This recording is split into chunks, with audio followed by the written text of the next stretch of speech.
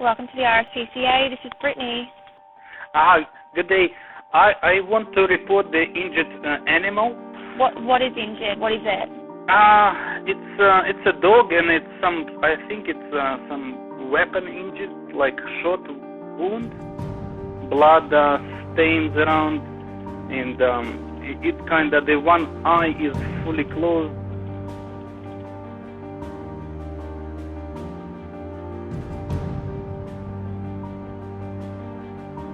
I remember Lucy because it was, I believe, the 26th of July 2014. It was a Saturday. I was working the weekend shift as a regional inspector. The ambulance, Brisbane Ambo, called me and said, look, there's a bad case in at the wake hole. Would you mind coming and having a look, because we believe it's cruelty. So I go in there, and Lucy is laid out on a surgery examination desk in the x-ray room, I believe it was. There were vets there, there was nurses surrounding her, and I didn't even know what breed she was. I could tell she was only young, and her face was so swollen, and she'd been so brutalised, but she was still semi-conscious. I did what I could. I went down the scene, documented whatever evidence I could get, and came back to see how Lucy was going. All I remember that time is that I didn't know if Lucy was going to make it because of her head injuries, whether or not she was going to be brain damaged, or whether or not she can recover from the fractures from her legs.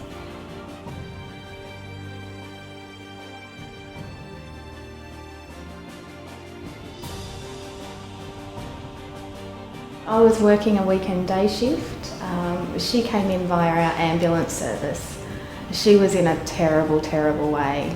She was a young girl. She would have only been about 10 months old. She was very shocking. She couldn't stand. She had horrific injuries. It appeared as though someone had hit her with a blunt tool, whether it was a hammer or something along those lines. She also had a fractured eye socket, and that was obvious at the time of presentation. Her face was swollen. Her eye could hardly open. It was that swollen.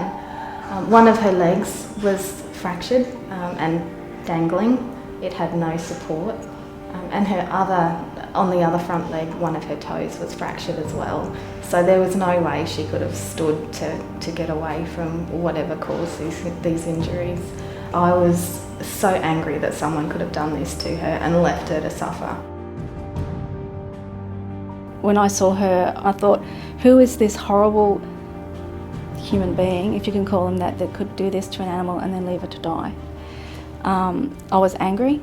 Very angry, and then I thought, well, you got to step aside. I had to step aside from my feelings and then go in and collect whatever evidence I could do what I could do the best for Lucy, and I had to just trust everyone else surrounding. I felt like I needed to protect Lucy myself, but it wasn't my role to do that. It was the vets and the vet nurses, and they were doing an extraordinarily good job at that.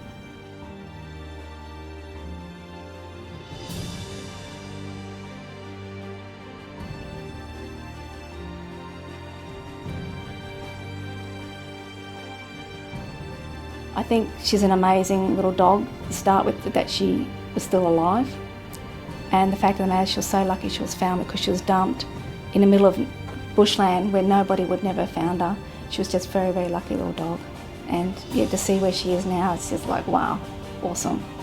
Lucy was always an amazing dog, so it's no surprise that she's found a lovely home. I know that the people who adopted her were ringing so frequently to get updates. They were so dedicated right from the start. So it's lovely to see that Lucy's gone to a loving home where she's just spoiled rotten. Without the support of the community, we simply couldn't be out there. We couldn't be out there investigating cruelty complaints, removing animals from undesirable situations, getting into the puppy farms, animal hoarders and things like that. We simply could not do this job without the support of the community. Donations have meant that we have a fully stocked hospital.